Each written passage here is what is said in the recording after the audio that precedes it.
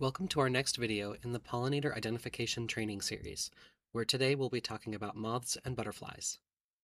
Both moths and butterflies are members of the order Lepidoptera, meaning scale wings in Greek.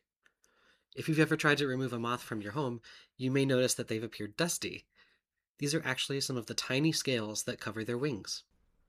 Moths are also key pollinators for many iconic Western plants, such as the state flower, the columbine, yucca, and evening primroses. Since moths are largely nocturnal or crepuscular, meaning that they're awake during the nighttime or at dawn or dusk, we're putting all of the moths we observe for this survey into a single group. Like butterflies, moths can vary dramatically in size, from wingspans under a quarter of an inch to several inches across. Compared to butterflies, moths tend to have thicker, hairier bodies with more muted colors on their wings, but this is not always the case. Some of the best ways to tell if what you're looking at is a moth or a butterfly is to look at their wings and antennae.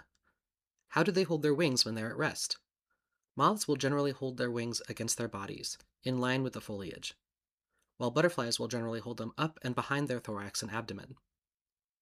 The antennae on moths are often hairy, bristly, or feathery, but they can be thread-like, and often they are uniform, without a club or a hook at the end. Unlike most moths, butterflies are diurnal, meaning they are awake during the day, and show an incredible amount of diversity in North America. Let's dive into some of the groups that we'll see. Let's start with the gossamer-winged butterflies. This group includes hairstreaks, blues, and coppers. These are some of the smallest butterflies in North America, with their outstretched wingspan as small as a half an inch. While there are many species in Colorado, their wings are typically brown or gray when they're folded, but when they're open, they may be blue, purple, green, coppery, or more. They often have spots and stripes. Their antennae are often black and white striped as well. The hairstreak group gets their name from the small tails on their hind wings, similar to a swallowtail.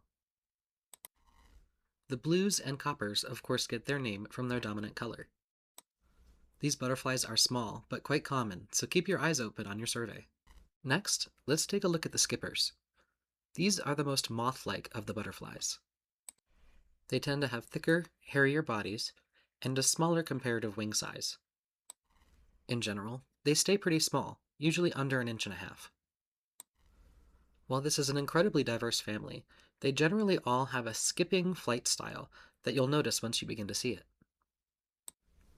Their wings are typically orange, yellowish, brown, gray, or white. As we've mentioned, these guys will always have hooks at the end of their antennae. Many species are incredibly common, while some are actually species of conservation need here in Colorado, so make sure to always treat these butterflies with respect. Here's a quick video of that skipping flight style in slow motion.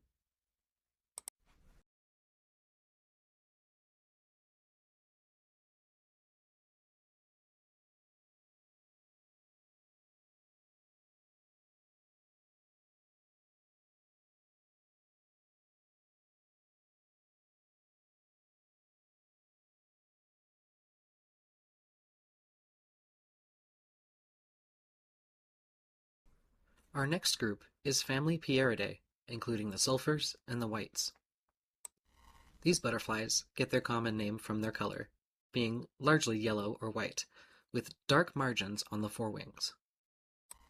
These guys are sort of a medium size, usually not smaller than 1 inch and usually not larger than 3 inches. These butterflies have distinctly clubbed antennae and are common in gardens.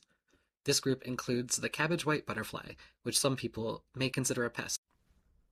The swallowtail family will split into two groups. First, the swallowtails, then the Parnassians.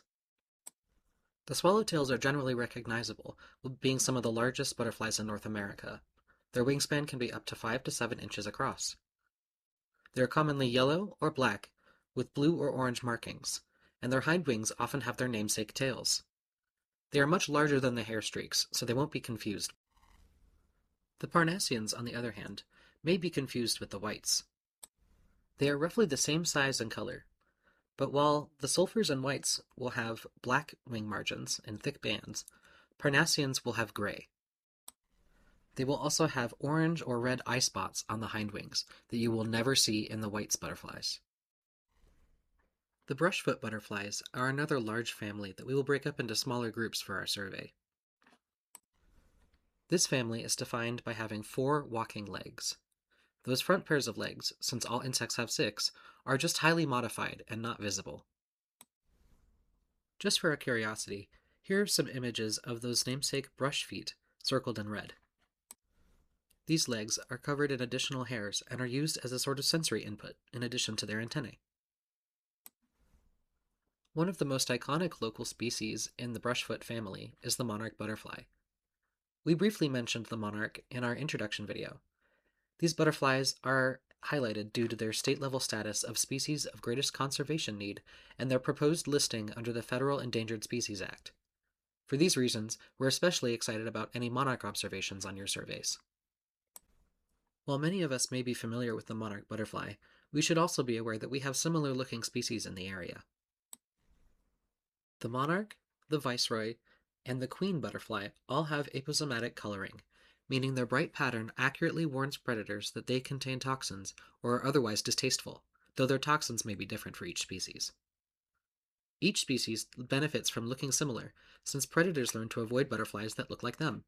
Viceroys can be distinguished from the monarchs by a thin line across their hindwings that can be seen when the wings are open or closed. Queen butterflies will lack the distinct black veins on their forewings that you can see when the wings are open or closed. You can also tell them apart by the white spots on the interior of their hindwings when they're folded. This will not be seen on the monarchs. Fritillaries are another dark and orange butterfly in the same family, though they are slightly smaller than the monarchs. Fritillaries are often much fuzzier on their bodies and have a silvery underside to their wings that you can see when they're folded. Several species of fritillaries are quite common in our area, while others are species of conservation need, so keep an eye out. The last group of common butterflies in the brushfoot family we're likely to see, I'm just going to call the brown brushfoots. This is a collection of many species that have brown or brown and dark patterning that may be difficult to see. They're usually roughly the same size as whites and sulfurs or a little bit smaller. Some species may have 1 or 2 eye spots on their forewings and or hindwings, similar to the tropical owl butterflies you may have seen at Butterfly Pavilion. Let's practice some butterfly and moth identification. Is this first image a moth or a butterfly? How can we tell? This image is a butterfly. We can tell by the wings held up and behind the body and thorax, as well as the clubbed antennae. Bonus points if you could tell me this is a skipper. In this next image, are we seeing a moth or a butterfly? How can we tell?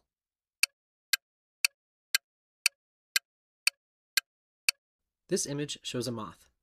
The common name for this moth is either the sphinx moth or the hummingbird moth. We can tell it's a moth by not only the large chunky body, but also the antennae that are uniform from bottom to top. This next image shows a green and white insect. Is it a moth or a butterfly? How can we tell?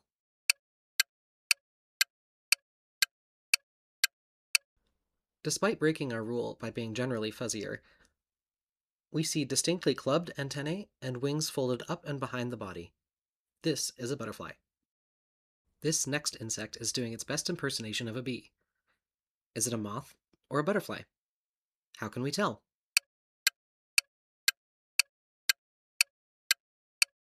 Despite having slightly thicker antennae at the end, they are not distinctly clubbed, and this is a moth. Our best giveaway is how it holds its wings. These last 2 questions will be a little bit harder. Is this a monarch butterfly? Nope. Despite looking very similar, this is a queen butterfly. We can tell by looking for the black outline of veins on the front wings and the white spots on the insides of the margins on its hind wings. This will be our last practice question. Which one of these butterflies is a monarch?